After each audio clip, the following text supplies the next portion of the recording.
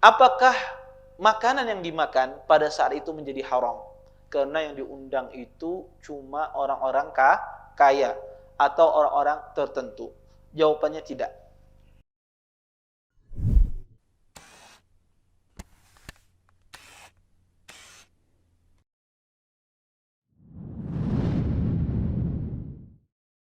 Assalamualaikum warahmatullahi wabarakatuh. Innal hamdalillah nahmaduhu wa nasta'inuhu wa nastaghfiruh wa na'udzu billahi min shururi anfusina wa min sayyiati a'malina. May yahdihillahu fala mudhillalah wa may yudlil fala hadiyalah. Asyhadu an la ilaha illallah wahdahu la syarikalah wa asyhadu anna Muhammadan abduhu wa rasuluh. Fa in asdaqal hadisi kitabullah wa khairul hadi hadi Muhammadin sallallahu alaihi wasallam. وشر الأمور محدثاتها وكل محدثة في الدين بدعة وكل بدعة ضلالة وكل ضلالة في النار أما بعد. Bapak-bapak, ibu-ibu yang senantiasa dimuliakan oleh Allah Subhanahu wa taala.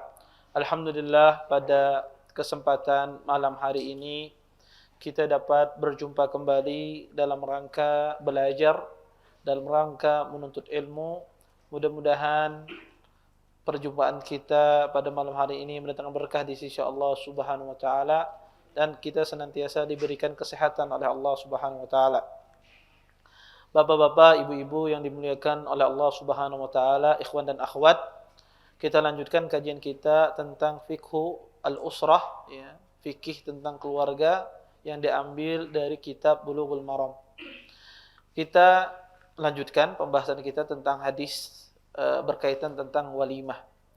Wa an Ibnu Umar radhiyallahu anhu maqal qala Rasulullah sallallahu alaihi wasallam idza du'iya ahadukum ila al-walimah falyatiha muttafaqun alaih. Wa li Muslim idza da'a ahadukum akhahu falyujib ursan kana aw nahwahu. Dari Ibnu Umar radhiyallahu anhuma beliau berkata, sesungguhnya Rasulullah sallallahu alaihi wasallam bersabda, jika salah seorang di antara kalian diundang untuk menghadiri pesta pernikahan, maka hadirlah. Hadis ini dikeluarkan oleh Imam Bukhari dan Imam Muslim. Di dalam lafaz Imam Muslim atau di dalam riwayat Imam Muslim, ya, kata Nabi sallam, jika salah seorang dari kalian mengundang saudaranya untuk makan, hendaklah dia menghadirinya. Baik itu undangan walimatul urus ataukah undangan yang semisalnya. Bapak Ibu yang dimuliakan oleh Allah Subhanahu wa taala, hadis yang kita bacakan tadi menjelaskan perintah untuk mendatangi walimatul urus atau pesta pernikahan. Tentu pertama kita bedakan antara akad nikah dengan walimatul urus. Di sebagian tempat akad nikah biasanya jadi satu dengan walimatul al-urusnya. Akad nikahnya pagi langsung, setelah itu walimatul urus. Ada sebagian daerah kadang-kadang akad nikahnya dahulu, baru seminggu kemudian terjadi walimatul urus. Maka hadis ini berbicara tentang masalah walimatul urus, bukan akad nikah. Ya, jadi kalau misalnya ada akad nikah, tidak ada walimatul urusnya, apa hukumnya menghadiri akad nikah? Maka ini tidak wajib. Ya, berdasarkan hadis ini nanti kita akan bahas. Jadi kita harus bedakan dulu dua masalah antara akad nikah dengan walimatul urus. Apa cara membedakannya, Ustaz? Kalau ada makanannya walimatul urus tak? Ya. Amun kedada makanannya berarti bukan walimatul urus. Maksudnya makanan di sini adalah makanan yang besar. Baik. Hadis ini berbicara tentang menghadiri walimatul urus. Apa hukumnya? Para ulama berselisih tentang masalah hukum mendatangi pesta pernikahan. Sebagian ahlul ilm melihat itu sunnah hukumnya. Ya. Karena kata mereka ini adalah menghadiri pesta pernikahan, menghadiri makanan, maka secara umum menghadiri undangan, ya ihtifalat, undangan, pesta-pesta semacam ini kata para ulama itu hukumnya sunnah, tidak ada bedanya antara walimatul urus dengan yang lainnya. Sebagian ahlul ilm, sebagian ulama yang lain menganggap mendatangi walimatul urus ini hukumnya wajib. Dan ini pendapat yang benar. Berdasarkan apa? Berdasarkan hadis yang kita baca ini. Di dalam hadis ini, kata Nabi SAW, jika kalian diundang ke walimatul urus, maka wajib kalian datang. Kata Nabi, wajib kalian datang. Faliyatiha itu perintah. Perintah itu di dalam bahasa Arab menunjukkan sebuah kewajiban. Maka tidak ada yang bisa memalingkan perintah ini dari kewajiban kecuali ada dalil yang lain. Maka tidak ada dalil di sini yang memalingkan dari wajib ini ke sunnah. Maka mendatangi walimatul urus itu hukumnya wajib. Taib. Apakah mutlak kewajibannya Ustaz? Ada syaratnya. Ada syaratnya. Pertama, yang mengundang, yang mengundang tersebut adalah seorang yang muslim. Kalau seandainya yang mengundang itu bukan orang muslim, ya orang kafir, orang Nasara, yang penting bukan orang muslim, maka tidak ada kewajiban seseorang untuk mendatanginya. Dan ini berdasarkan kesepakatan para ulama. Kemudian yang kedua, yang mengundangnya adalah seorang muslim yang mustaqim, muslim yang istiqamah. Ya. Kalau seandainya yang mengundang itu adalah orangnya ketujuh bermaksiat dan Anda tahu ketika Anda datang pada acara tersebut, Anda akan bercampur dengan pelaku-pelaku maksiat, maka tidak ada kewajiban di sini untuk datang. Maka Anda yang mengundang itu adalah teman Anda, orangnya istiqamah, maka ini wajib Anda datang. Syarat yang kedua. Syarat yang ketiga, ditujukan undangan tersebut khusus Anda. Jadi dia mengundang Anda. Kalau tidak menyebutkan Anda, undangan tersebut tidak ada pengkhususan bagi Anda, diundang misalnya ibunya dan keluarga misalnya. Diundang Pak Ahmad dan keluarga. Maka keluarga Pak Ahmad tidak wajib. Yang wajib siapa? Pak Ahmadnya. Kenapa? Karena undangan tersebut ditujukan kepada dia. Maka kalau ditujukan kepada orang tersebut, maka wajib dia datang. Kemudian kata para ulama, syarat berikutnya bahwasanya undangan tersebut atau walimatul urus tersebut tidak ada sesuatu yang mungkar. Tidak ada sesuatu yang mungkar. Maksudnya, tidak ada kemungkaran di dalam pesta pernikahan. Seperti apa kemungkaran di dalam pesta pernikahan? Yaitu hal-hal yang bertentangan dengan syariat. Seperti musik, atau seperti misalnya ikhtilat, berbaur antara laki-laki dengan wanita. Kalau diundang Anda bercampur baur antara laki-laki dengan wanita. Dan kadang-kadang banyak kita melihat hal-hal yang diharamkan. Sebagian kaum wanita kadang-kadang kalau hadir di walimatul urus berdandan, sehingga kita kadang-kadang nggak bisa membedakan mana pengantin mana tamu. Kadang-kadang tamunya lebih cantik daripada pengantinnya. Berikhtilat, campur baur antara laki-laki dengan wanita. Maka ini tidak wajib kita mendatanginya kalau ada kemungkaran. Kemudian syarat berikutnya disebutkan oleh para ulama, undangan walimah tersebut undangan yang pertama. Kadang-kadang sebagian orang itu, khususnya mungkin orang berada, mengadakan walimah itu kadang-kadang berkali-kali. Kadang hari ini diadakan walimatul urus, kemudian minggu depannya diadakan lagi, Maka yang wajib itu adalah undangan yang pertama. Adapun undangan-undangan berikutnya tidak wajib. Bahkan kata para ulama, merupakan sifat yang tidak bagus. Orang itu dia diundang di walimatul urus, ada undangannya, kemudian yang mengundang ini mengadakan berkali-kali, kita hadir terus, 3 kali hadir terus kita, maka kata para ulama enggak bagus, menjadikan seorang muslim itu menjadi danaah. Danaah itu menjadi tidak mulia dia. Tidak dihormati orang, ya. Ya kenapa? Ini juga aja mencungul. Ya. Yang lain kededak. Maka seorang muslim itu dia aziz, mulia dia. Ya, dia mulia. Makanya kata para ulama, kalau undangan itu berkali-kali walimatul urus cukup satu kali saja. Ya, cukup satu kali yang wajib. Adapun terus-menerus hadir, maka ini tidak dianjurkan. Kemudian syarat yang berikutnya disebutkan oleh para ulama, wajib kita mendatangi walimatul urus ini kalau kita tidak memiliki uzur. Kalau kita ada uzur syar'i seperti safar, atau Anda keperluan yang mendadak di luar kota, atau ada pekerjaan mencari nafkah, maka tidak ada kewajiban. Ini syarat-syarat yang disebutkan oleh para ulama ketika seseorang kapan dia wajib mendatangi walimatul urus.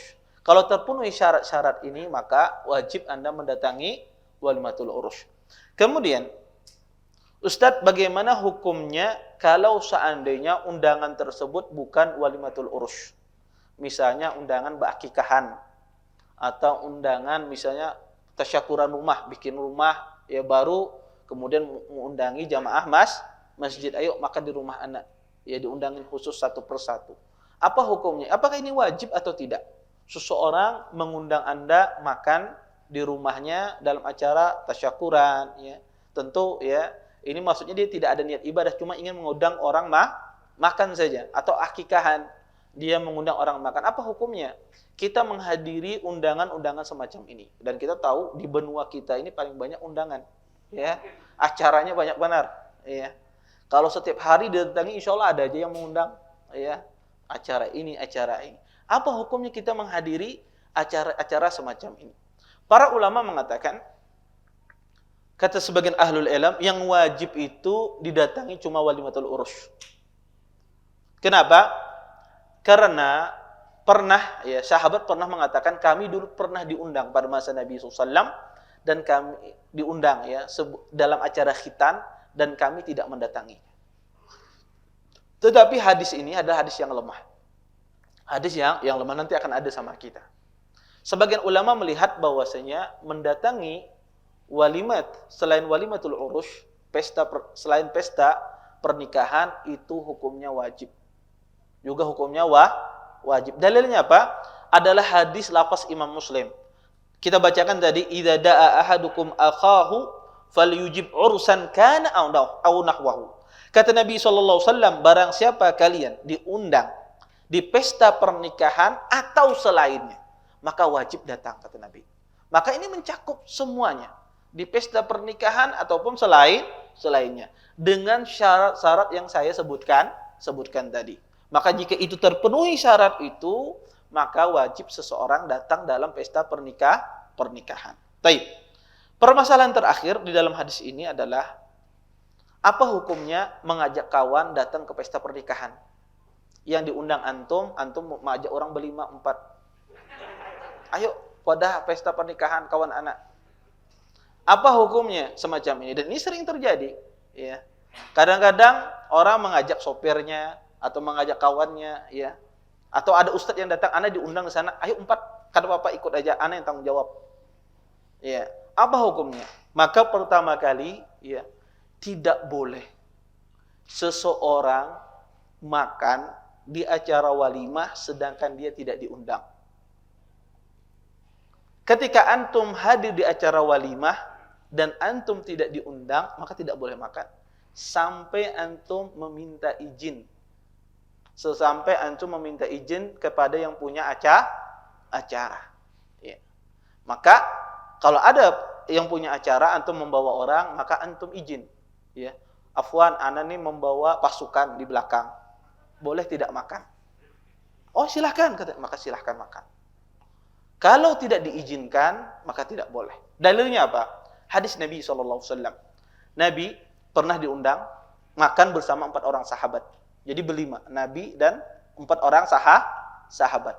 Kemudian ada sahabat yang lain yang satu tidak diundang, ikut bersama Nabi SAW. Jumlahnya 6. Kemudian Nabi SAW pun meminta izin kepada yang mengundang. Kata Nabi SAW, sesungguhnya engkau mengundang 4 orang dan bersama saya, kata Nabi SAW.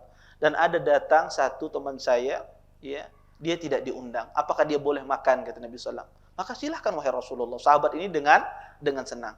Ini menunjukkan bahwasanya membawa teman ke dalam acara walimah boleh apa Ustaz? Boleh saja, tetapi kada boleh makan sampai diizinkan. Maka ini penting. Ya. Dan ini kita jangan menyepelekan masalah ini, kayaknya masalahnya sederhana. Tidak, ini masalah makanan. Ya, yang masuk ke dalam perut kita.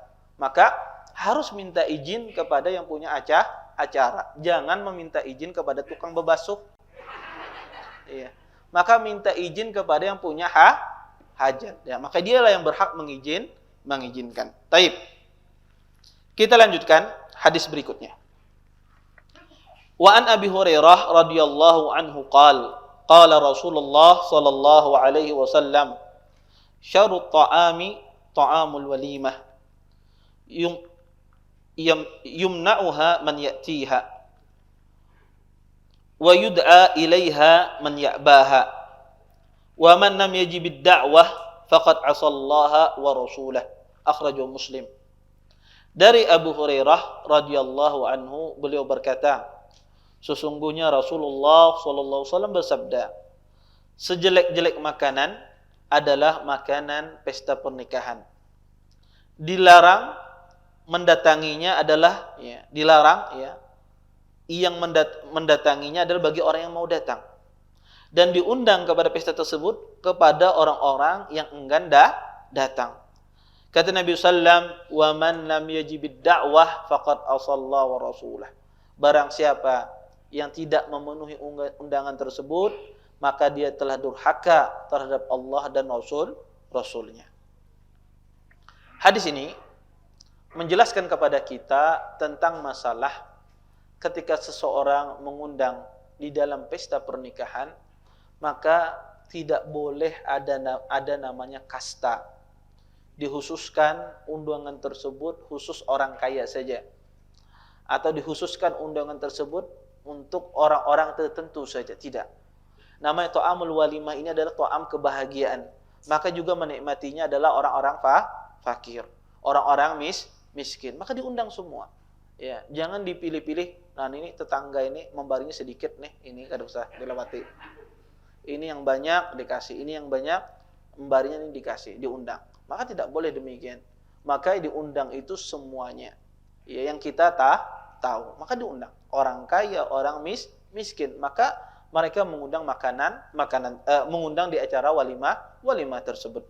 Kemudian di dalam hadis ini secara tidak langsung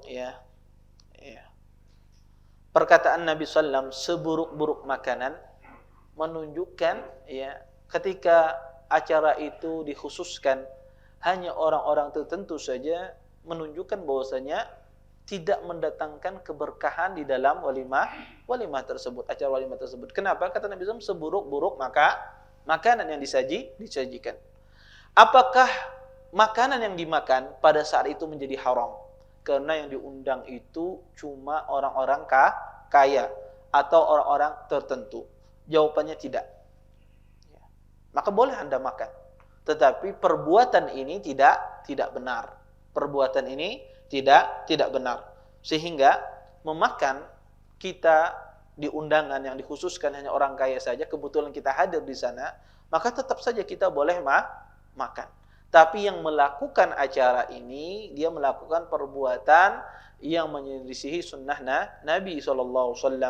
Sesungguhnya diundang di dalam walimah tersebut orang miskin ataupun orang kaya. Dan di sini kita juga disunnahkan untuk menjaga perasaan orang-orang yang tidak mampu. Ya, orang-orang yang tidak mampu. Kadang-kadang subhanallah, orang itu kadang-kadang ada sebagian manusia kalau bermuamalah dengan orang itu pilih-pilih. Kalau kawannya ini memberikan manfaat, luar biasa dia. Ya, baiknya, luar biasa dia, Masya Allah. Tapi kalau kawannya ini kada bisi kelebihan apa-apa, ditinggalkan. Bepender pun berharap yang menghadap ke lain. Ya. Kadangnya bepender tidak diperhatikan. Ya. Banyak orang semacam itu. ketika dia bermuamalah, maka ini ada sebuah kesombongan. Ya, ini sebuah kesombongan, ya, merendahkan seorang muslim. Padahal Nabi SAW mengatakan, innama tunsaruna bidu'afaikum. Sesungguhnya kalian ditolong oleh orang-orang lemah di antara kalian. Ya. Sedikit ya saya pengalaman ya, walaupun tidak pas ceritanya. Saya pernah ya di bendara itu, ya biasanya mahasiswa itu kalau membawa barang itu banyak-banyak kiloannya. Ya melebihi bagasi. Ya saya membawa, kebetulan punya kenalan ya di di bendara. Ya. Saya pikir masya Allah ini ya yang kenalan ini akan membantu gitu ya, memudahkan gitu. Ternyata malah dia mempersusah. Ya. Malah dia mempersusah. Kemudian malah yang yang tukang timbangnya kata dia nggak apa-apa, saya yang tanggung jawab. Masukkan aja berapa. Padahal saya nggak berharap dari dia. Tapi saya pikir ini orang nggak bisa memberikan manfaat gitu loh. Nggak bisa memberikan siapa. Tapi malah dia yang menolong. Kadang-kadang subhanallah ya.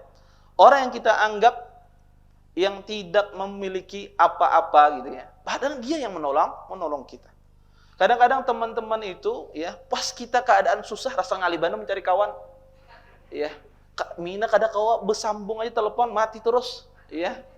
Mangkat, kadang masuk. Ya. Ketika kita dalam keadaan susah itu seperti teman-teman itu hilang semua. Ya. Seperti tidak ada.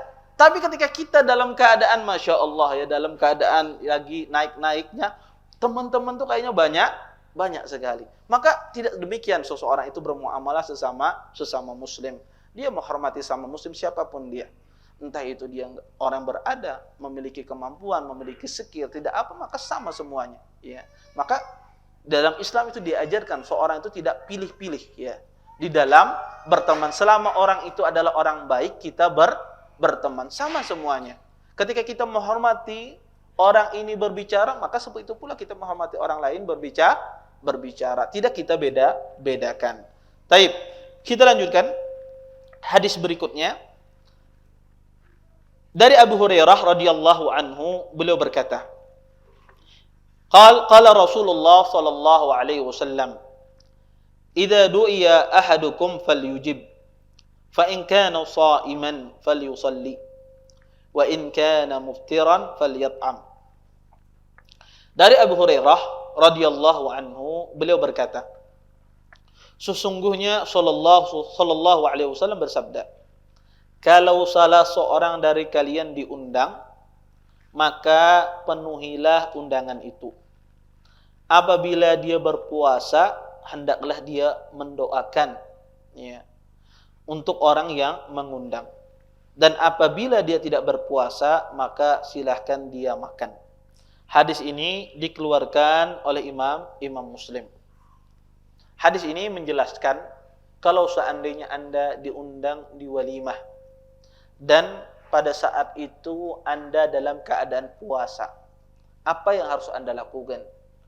Berbukakah, membatalkan puasa Anda-kah, ataukah Anda meneruskan puasanya? Para ulama sepakat, kalau seandainya itu adalah puasa wajib, tentu tidak boleh seseorang membatalkan. Puasa wajib itu tidak hanya puasa di bulan Ramadan, tetapi termasuk puasa wajib adalah seperti seseorang puasa nadar. Dia bernadar untuk berpuasa misalnya. Maka ini adalah puasa wajib. Tidak boleh dia batalkan. Walaupun dia diundang di dalam acara walimah. Dan juga termasuk puasa wajib adalah seseorang membayar utang. Maka ini adalah hukumnya wajib. Ya. Maka ini juga tidak boleh dibatalkan atau disebut dengan puasa qadha. Dan termasuk dari puasa wajib juga adalah Anda puasa memuasakan orang tua atau keluarga yang meninggal dan dia belum sempat berpuasa bulan Ramadan. Contoh, Anda memiliki orang tua, sakit beliau, qadarullah sakit. Kemudian sembuh, ya, beliau tidak puasa karena sakit. Kemudian sembuh, ya, setelah Ramadan sembuh. Di bulan Syawal sembuh, sehat. Ya. Dan beliau bisa sebetulnya mengqadha. Tetapi beliau akhirkan. Ya, karena mengqadha puasa itu boleh sampai sebelum datang Ramadan berikutnya. Boleh. Orang mengakhirkan mengqadha puasa. Yang penting tidak datang puasa berikutnya. Beliau ini sehat. Tetapi tidak langsung beliau qadha. qadarullah, ya. Syawal sehat, Dzulqa'dah sehat, ternyata Dzulhijjah beliaunya meninggal. Di sini beliau ada utang puasa yang tidak beliau qadha. Maka siapa yang memuasakan? Memuasakan adalah ahli warisnya atau keluarga terdekatnya, ya. Dia yang memuasakan puasa tersebut. Nah, orang yang memuasakan ini, ya, hukumnya wajib. Maka tidak boleh dia batalkan. Ini termasuk bagian dari puasa-puasa yang wajib. Nah, para ulama sepakat puasa wajib ini tidak boleh dibatalkan. Ya, ketika diundang oleh seseorang. Yang kedua adalah puasa sunnah. Ini puasa sunnah. Kita diundang orang. Kebetulan kita berpuasa, entah itu puasa Daud atau bertepatan puasa pada pertengahan bulan, ya, atau diundang di dalam acara akikah, kebetulan hari Kamis, kita puasa hari Kamis misalnya. Bagaimana sikap kita kalau diundang dalam walimah tersebut dan kita dalam keadaan berpuasa? Para ulama mengatakan dia boleh memilih antara dia berbuka ataukah dia mendoakan. Jadi dia boleh memilih antara dia berbuka atau dia mendoakan. Mana yang lebih utama? Mendoakan atau berbuka? Maka dilihat keadaan orang yang mengundang ini. Kalau seandainya orang yang mengundang ini, ya kalau kita jawab, saya ini lagi puasa, sidin maksa, sedikit aja kada apa-apa dimakan, batal ya puasa ulun. Ya. Ya. Sidin memaksa, sudah dijelaskan, tapi dipaksa oleh sidin untuk makan. Kalau kita tolak, dia akan sakit hati. Akan tumbuh suudzon dalam dirinya, maka kita makan. Jangan kita kaku, ya. Oh, kada ulun puasa, kada. Ya. Ayo makan, kada. Ya. Maka kita berbuka. Kita berbuka, tidak ada masalah. Ya. Kalau seandainya orang ini kalau ditolak, dia sakit hati. Ya, sarik sidin. Ya, kayaknya kada aku undang lagi nih tuh. Ya. Kada mau makan dan sepisalnya. Maka kita berbuka, kondisinya orang semacam ini. Tapi kalau kondisinya orang yang mengundang kita ini, ya, orangnya biasa saja, ya. Kalau seandainya kita jawab berpuasa, oh alhamdulillah, dia tidak tersinggung. Maka afdalnya kita berpuasa, melanjutkan berpuasa, dan kita mendoakan. Apa doanya, Ustaz? Terserah. Ya, kita doakan orang tersebut. Bisa kita mengatakan, ya, sebagaimana para ulama sering mengatakan, kita mengatakan aftara indakumus shaimun wa akala ta'amakum al-abrar wa sallat alaikumul malaikah. Ya, kita mengatakan, ya, telah berbuka, ya, di tempat kalian orang-orang berpuasa, dan telah memakan makanan kalian orang-orang yang baik, orang-orang yang bertakwa, dan malaikat senantiasa mendoakan kalian. Ya, kita bisa mendoakan dengan doa-doa yang demikian atau doa-doa yang semisal. Ya, kita mendoakan mudah-mudahan antum diberikan keberkahan makanan yang antum sajikan dan seterusnya. Maka kita doakan kepada orang tersebut kalau kita tidak bisa, ya, berbuka. Ya. Jangan sudah kada berbuka, kada didoakan orangnya. Ya, maka doakan, ya. Karena sifat yang kurang baik pada sebagian tempat kita di daerah kita adalah sifat malu kadang-kadang mendoakan orang. Ya, sifat malu kadang-kadang mendoakan orang. Semacam kayak gini, ya. Peristiwa-peristiwa semacam ini tidak ada di sini, tempatnya malu tidak ada. Maka doakan, jangan malu-malu. Kalau kita ini biasanya itu, Bang, suka penyupanan orangnya. Iya. Penyupanan, hendak mendoakan rasa kada nyaman ulun. Iya. Semuanya rasanya kada nyaman. Enggak. Dalam kondisi-kondisi semacam ini kita lawan rasa malu tersebut. Itu tidak benar. Malu yang bukan pada tempatnya. Maka kita doakan mudah-mudahan, ya, makanan antum, ya, diberkahi oleh Allah Subhanahu wa taala. Ya, maka kita doakan orang yang mengajak kita untuk hadir di acara walimah urusnya. Kemudian kata beliau, walahu min hadisi Jabir nahwahu qal fa in syaa'a ta'ima wa in syaa'a taraka. Ya, dan juga berasal dari hadis Jabir dengan matan yang sama, ya, jika seandainya dia ingin maka boleh makan, dan jika dia tidak ingin maka dia boleh meninggalkan tidak makan. Kita lanjutkan ke hadis berikutnya, hadis Abdullah bin Mas'ud. Wa an Ibnu Mas'udin radhiyallahu anhu qala Rasulullah sallallahu alaihi wasallam, ta'amu awwal yawmin haqqun wa ta'amu yawmi tsani sunnatun wa ta'amu yawmi tsalits sum'atun wa man samma'a Allahu bihi. Rawahu Tirmidzi wastaghrabahu wa rijaluhu rijalus sahih. Dari Abdullah bin Mas'ud radhiyallahu anhu, beliau berkata, sesungguhnya Rasulullah sallallahu alaihi wasallam bersabda, hidangan pesta di hari pernikahan, hidangan pesta di hari pertama hukumnya adalah wajib. Sedangkan hidangan di hari kedua adalah sunnah. Dan hidangan di hari ketiga adalah riya. Barang siapa yang mengumumkan kebaikannya, maka Allah akan mengumumkan keburukannya. Hadis ini dikeluarkan oleh Imam At-Tirmidzi dan beliau mengatakan hadis ini adalah hadis yang gharib dan semua perawinya adalah perawi yang thiqah. Pertama, hadis ini dari sisi sanad hadis ini lemah. Lemahnya apa? Pertama, lemahnya di dalam sanadnya ada seorang rawi yang bernama Atha ibn Sa'ib. Atha ibn Sa'ib ini adalah seorang rawi yang mukhtalid. Mukhtalid itu apa? Rancu hafalannya. Dia rancu hafalan. Jadi orang itu, rawi itu, ya kadang-kadang dia itu di masa mudanya kuat hafalannya.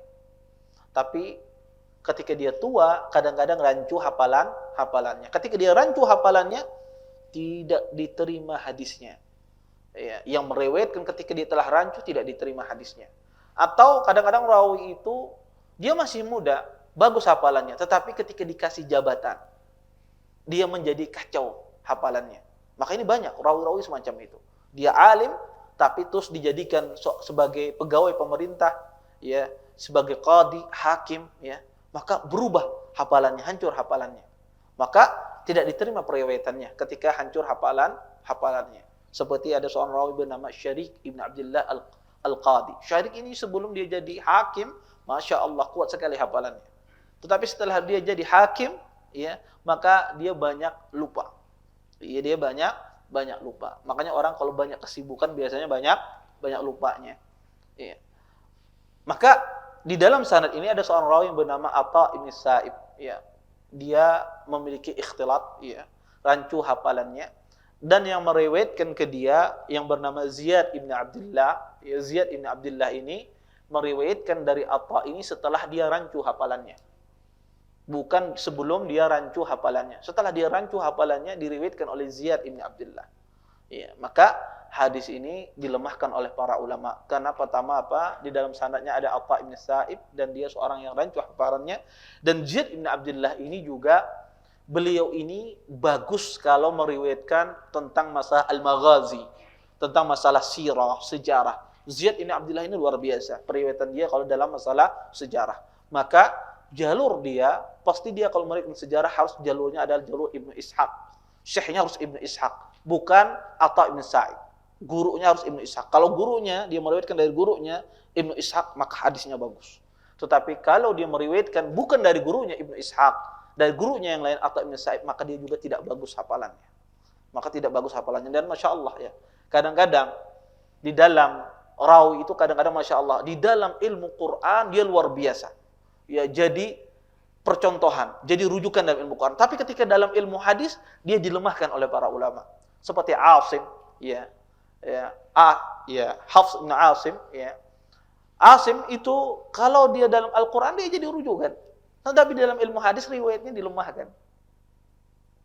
Tapi sebaliknya ada seorang rawi di dalam ilmu hadis luar biasa, di dalam Quran dia dilemahkan. Ya semacam itu ilmu. Makanya ilmu itu ruhama. Ya ilmu itu berkasih sayang terhadap para yang mencarinya. Sehingga tidak ada orang di dunia ini sempurna. Ya. Tidak ada orang ini sempurna semua ilmu tahu, ya. Tidak ada. Ada pasti ilmu yang tidak kita ketahui. Seperti itu pula. Ada ilmu yang antum ketahui yang saya tidak ketahui. Ya. Ada ilmu yang saya ketahui dan antum juga tidak mengetahuinya. Makanya orang itu saling berbagi, ya saling mengasihi tahu. Jangan merasa dirinya orang yang paling paham. Jangan merasa dirinya orang paling pakar terhadap sebuah masalah. Ya. Maka orang itu kalau semakin dia bertambah ilmunya, semakin nampak kebodohan kita.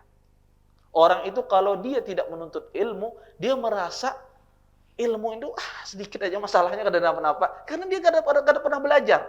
Jadi dia apa? Apa yang dihadapannya cuma itu aja. Kayaknya ilmu ini kayak ini aja. Ya.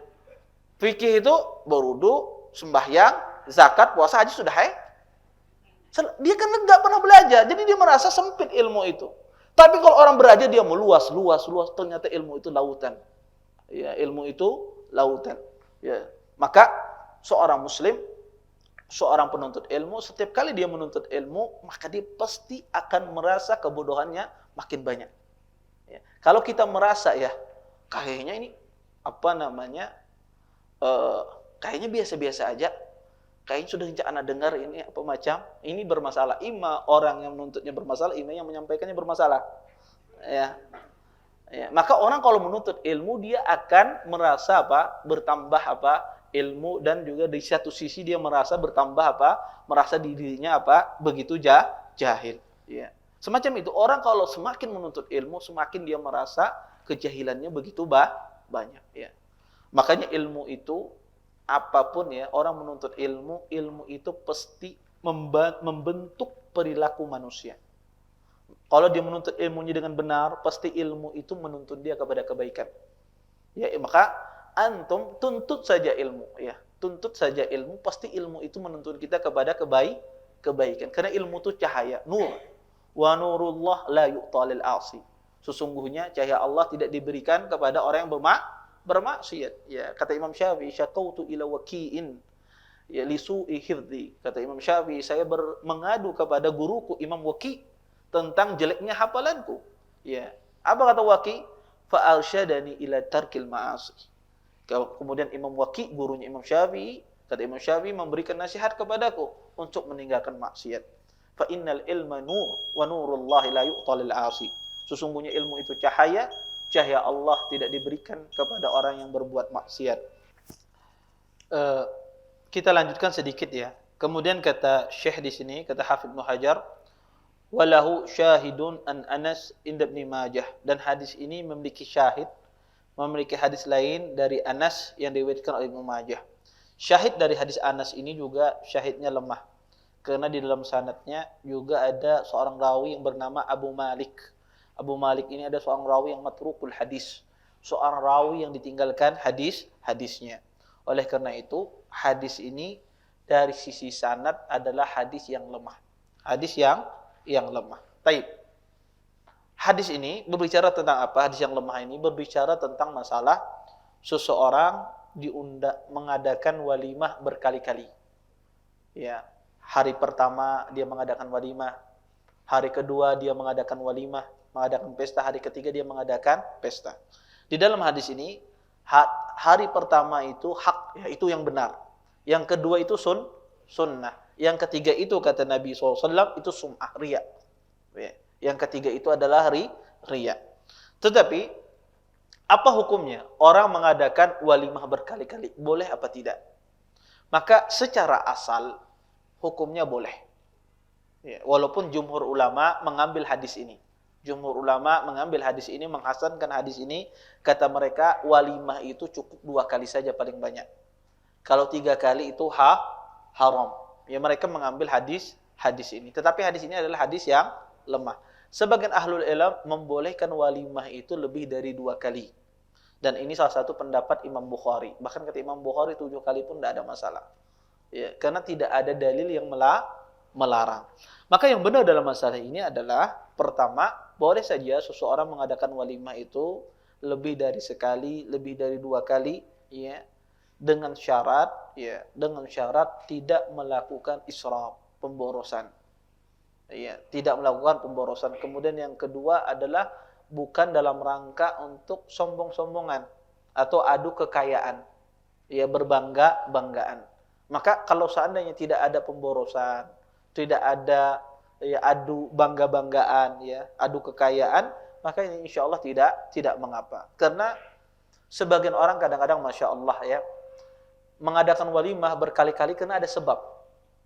Kadang ya diadakan walimah di tempat lakinya, di tempat prianya. Kadang diadakan walimah di tempat perempuannya. Kadang pamannya yang datang, aku kada sempat datang misalnya, keluarga jauh. Akhirnya dia mengadakan lagi walimah. Kadang ada sebab orang mengadakan walimah berkali-kali. Selama sebab itu sebab yang boleh dan di situ tidak ada istilahnya adalah berbangga-bangga dengan acara walimah tersebut, bermewah-mewahan, maka tidak ada masalah. Dan juga disunahkan oleh kata para ulama ya, walimah tersebut ya termasuk seseorang ya agar tidak dia berboros-borosan dalam walimah, dia membatasi makanan. Tidak semua ya makanan ada di dalam walimahnya. Jenis makanan ya semuanya ada. Ya, maka dia batasi makanan-makanan tertentu. Kemudian yang kedua juga dia membatasi orang-orang yang hadir ya. Sehingga ini membantu dia untuk tidak boros dan tidak berlebih-lebihan di dalam acara walimah. Ini kiranya yang bisa saya sampaikan. Ya, mudah-mudahan bermanfaat dari apa yang saya sampaikan. Mungkin kalau ada pertanyaan silahkan, ada yang mau bertanya. Tapi saya jawab dulu yang kertas ini karena duluan yang ngasih. Assalamualaikum warahmatullahi wabarakatuh. Semoga Ustadz beserta keluarga dan jamaah selalu dalam lindungan Allah, amin. Afwan bertanya Ustadz di luar tema. Apa hukum memindahkan kuburan? Hukum memindahkan kuburan tidak boleh. Hukum memindahkan kuburan tidak boleh. Ya. Terus kapan boleh Ustadz? Diperbolehkan kalau ada udzur syar'i. Kalau diperbolehkan ada udzur syar'i. Seperti apa? Contoh, kalau seandainya dia dikuburkan bukan pada penguburan muslimin. Biasanya ada sebagian orang kadang-kadang karena dia nggak mengenal sunnah, dia kubur di depan rumahnya. Ya, dia punya rumah, punya halaman luas, kemudian dia kubur di depan rumahnya. Ya.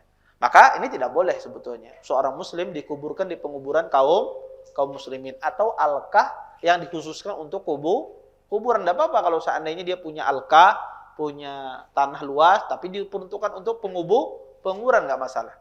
Tapi kalau seandainya dia tidak dikuburkan di penguburan umum kaum muslimin, maka boleh dipindah kuburannya. Ya, boleh dipindah kuburannya. Atau ketika dikuburkan ternyata tukang tabuknya salah kiblatnya. Salah kiblat. Ya, tidak menghadap kiblat. Ya, maka ini boleh ya dipindahkan. Ya, ini boleh dipindahkan. Atau ketika kaum muslimin tersebut ya dia tidak dikafani ketika dikuburkan, maka boleh ya dia dipindah kuburannya atau dibongkar kuburan tersebut ya.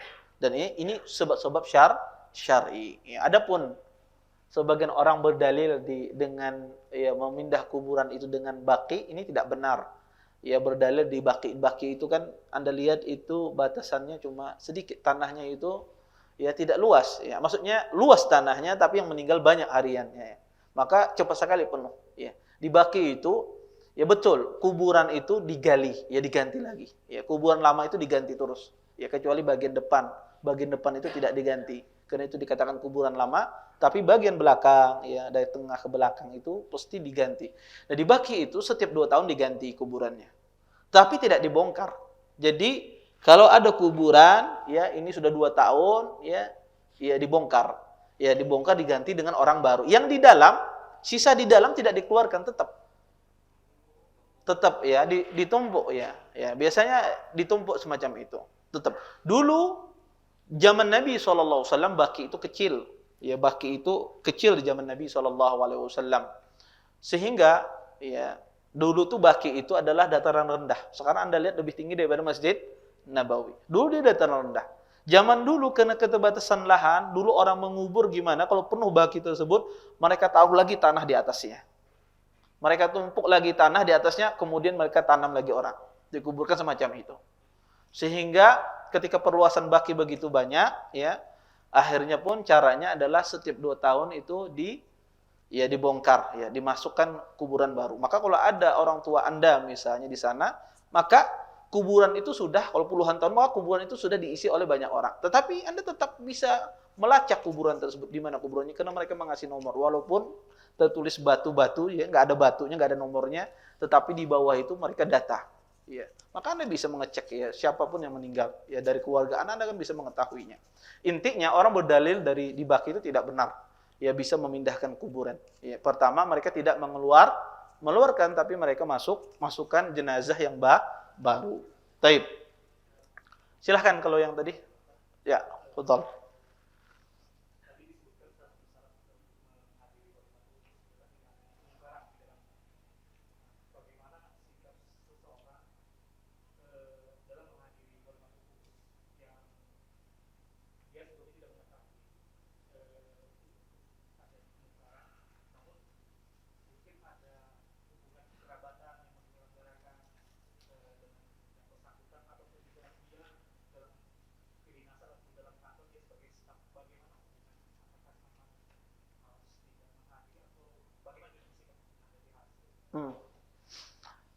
Kita diundang di walimah oleh teman kita, ya, tetapi acara walimahnya ada kemungkaran semacam itu. Ya. Bagaimana sikapnya? Tentu kita tidak datang.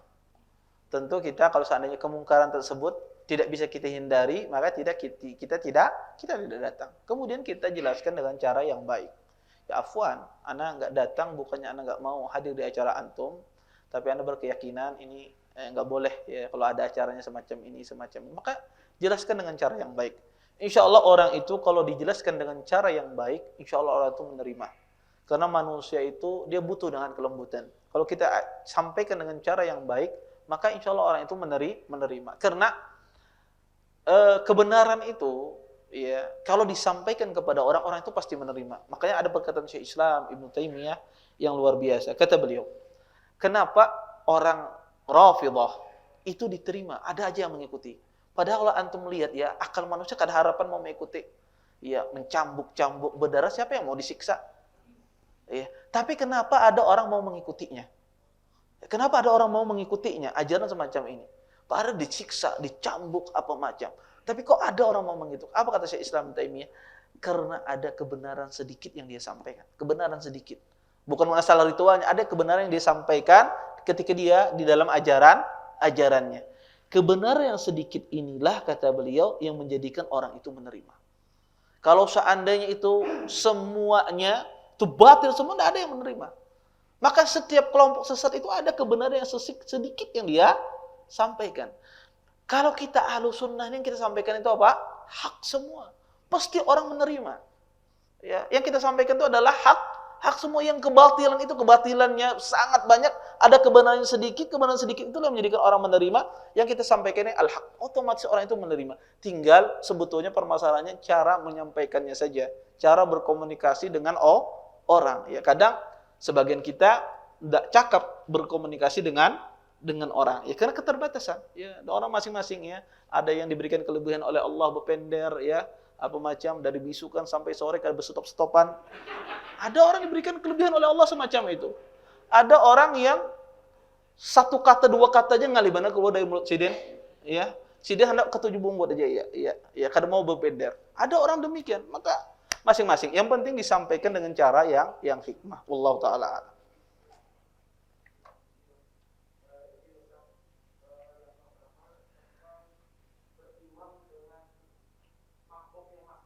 Dari mana? Ya.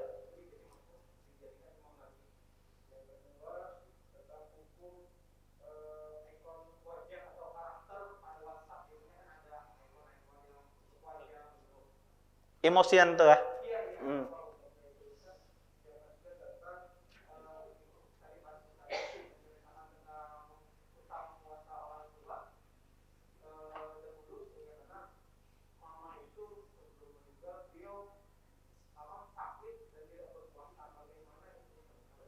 Ya. Pertama tentang masalah apa tadi lupa ingat belum. Pertama tadi apa? Masbuk, ya. Bermakmum masbuk.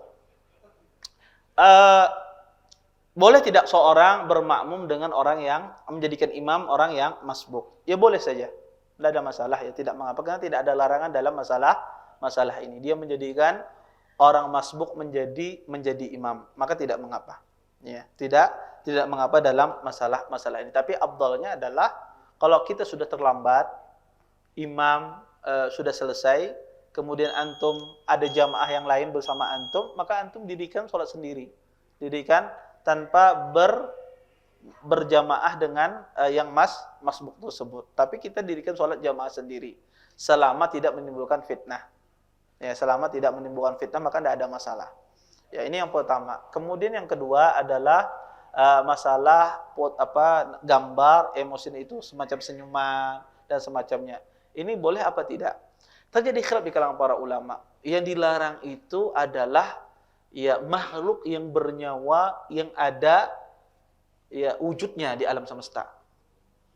Ya, kata para ulama yang dilarang itu adalah makhluk yang bernyawa yang ada wujudnya di alam semesta. Kalau tidak ada wujudnya, maka ya dia tidak mengapa. Tetapi ini sesuatu yang dimakruhkan saja. Dalilnya mereka adalah hadis Aisyah. Ya, Aisyah radhiyallahu anha pada saat itu beliau menggambar kuda. Ya, ada kuda. Ya di tirainya itu ada kuda. Kemudian Aisyah ya menambahi dengan ada sayapnya. Kata Nabi SAW, apa ini Aisyah? Kuda. Apakah ada kuda yang bersayap? Kata Nabi SAW. Kata ahlul ilm, Nabi tidak mengingkari hal ini. Karena kuda bersayap tidak ada. Ya, sebagian ahlul ilm melihat ya hal ini tidak mengapa, ya tidak mengapa. Sebagian ulama mengandang itu tetap haram. Ya, sebagian ulama mana itu tetap haram. Wallahu a'lam, saya condong kepada pendapat yang mengatakan insya Allah itu tidak sampai ke haram, tapi lebih baik kita tinggalkan. Ya, insya Allah itu tidak sampai ke haram. Orang ya ketika lagi senyum dikasih emosi giginya nampak ya senyumnya semacam itu, atau cemburut ya emosi cemburut dan semisalnya, maka insya Allah ini tidak sampai ke haram hukumnya, tetapi lebih baik ditinggalkan. Tapi kalau seandainya saya melakukan, insya Allah tidak apa-apa. Ya, tidak sampai ke haram hukumnya. Kemudian masalah yang ketiga adalah masalah orang tua yang sakit, kemudian meninggal dan belum sempat mengqadha. Maka kalau sakitnya itu bersambung, tidak ada waktu dia untuk mengqadha, tidak perlu diqadha oleh walinya. Kalau seandainya sakitnya bersambung, misal di bulan Ramadan sakit beliau, sampai Idul Fitri. Kemudian setelah Idul Fitri sakitnya bersambung, terus meninggal. Maka tidak ada wajiban qadha. Karena dia tidak ada kesempatan untuk mengqadha. Yang disuruh mengqadhakan walinya adalah beliau ini punya kesempatan untuk mengqadha, tapi belum diqadha. Karena mengqadha itu waktunya luas. Ya boleh, yang penting sebelum datang bulan Ramadan berikutnya.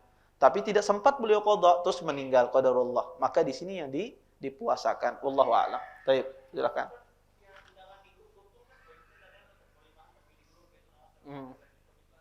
Kalau di undangan di grup tidak wajib karena tidak ditentukan. Ya, karena tidak ditentukan. Kalau ditentukan antum datanglah. Nah, ini ya, kalau ditentukan muayyan. Tapi kalau diundang antum ulun undang berataan. Ya, ulun undang berataan. Karena sini tahu pasti banyak ada datang. Karena ada wajib. Baik. Ya. Nah.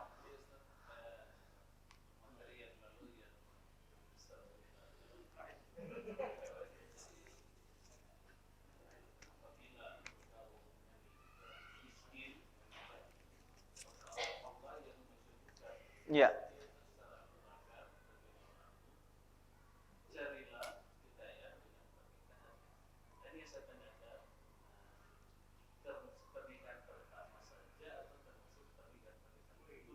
Ya. Ya. Ya. Pertama, ya, apakah ya seseorang menikah itu akan menjadi kaya? Ya, itu pertanyaan beliau. Ya, orang kalau menikah itu menjadi kaya. Ya, tidak juga demikian. Karena ya ayat ya intakunul fuqara yughnihumullah. Jika kalian fakir maka Allah yang mencukupkannya. Maka kecukupan itu tidak ya pertama tidak menjadikan orang tersebut bisa kaya, enggak juga. Tapi Allah cukupkan ya orang tersebut. Bukan berarti seseorang itu ketika dia menikah dia ya, walaupun tidak ada persiapan menikah aja sudah. Ya, Anda juga demikian. Makanya Nabi SAW mengatakan dalam hadisnya, man istata'a minkumul ba'ah. Barang siapa di antara kalian memiliki kemampuan. Kemampuan di sini apa? Material dan kemampuan ya fisik. Ya. Maka kalau seandainya menikah itu tanpa ada kaitannya dengan kemampuan, Nabi tidak membatasi dengan ini. Maka Nabi mengatakan barang siapa yang memiliki kemampuan.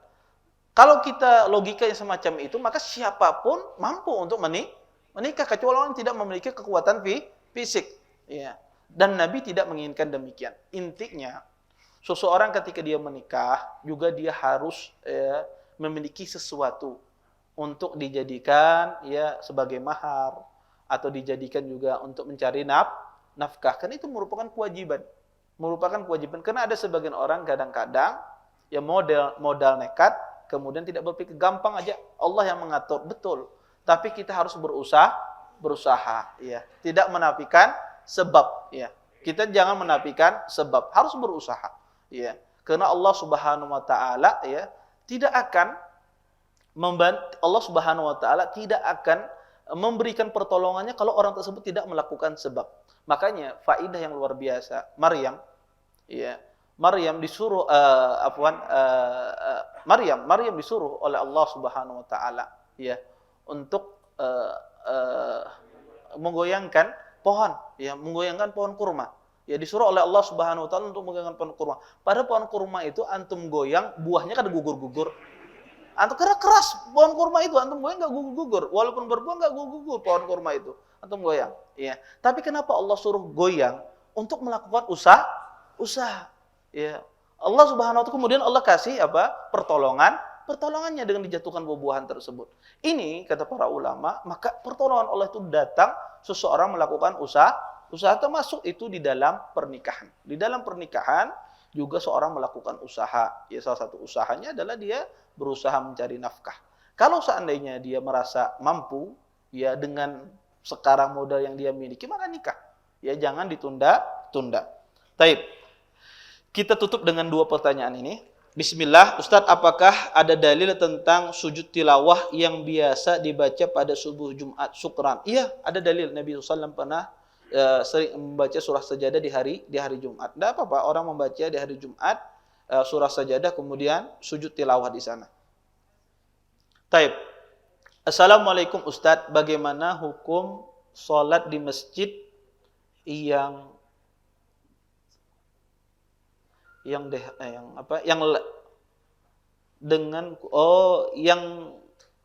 dekat dengan kuburan dalam satu lingkungan. Apabila bid'ah boleh jadi apabila gitu.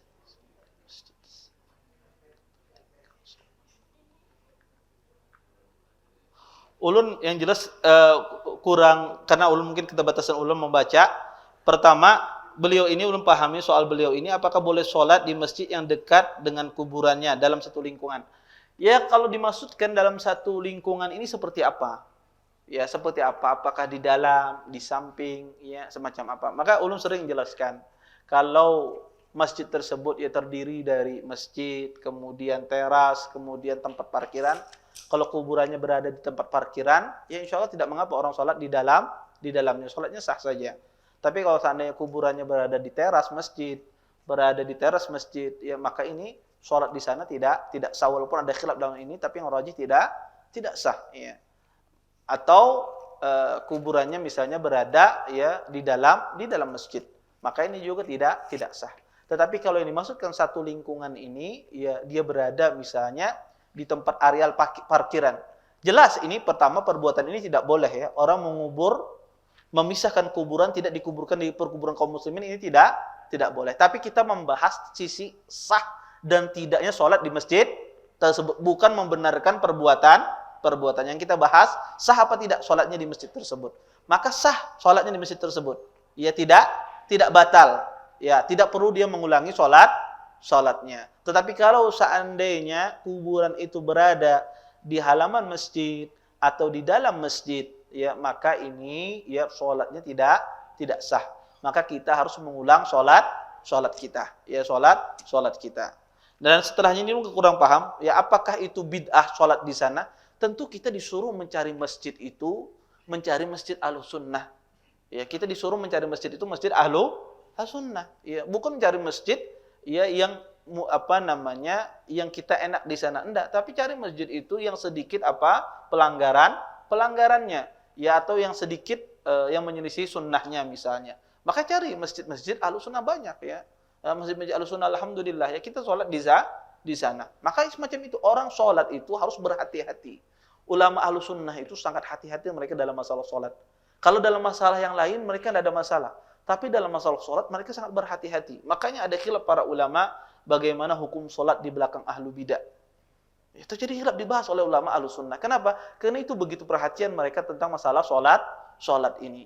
Oleh karenanya kita sebagai orang yang mengerti, maka pertama kita berusaha mencari masjid yang sesuai dengan sunnah. Kalau tidak ada masjid yang sesuai dengan sunnah, maka masjid yang minimal, ya, di sana juga bisa ditegakkan sunnah. Maka cari semacam itu. Ya, walaupun agak jauh dari rumah kita tidak ada masalah. Ya, disunnahkan kita demikian. Wallahu taala a'lam. Subhanallah bihamdika asyhadu an la anta astaghfiruka wa atubu ilaik. Assalamualaikum warahmatullahi wabarakatuh. Terima kasih. Jazakumullah khairan wa barakallahu fikum. Video ini dibuat atas partisipasi dari donasi Anda. Semoga menjadi amal jariah bagi Anda semuanya.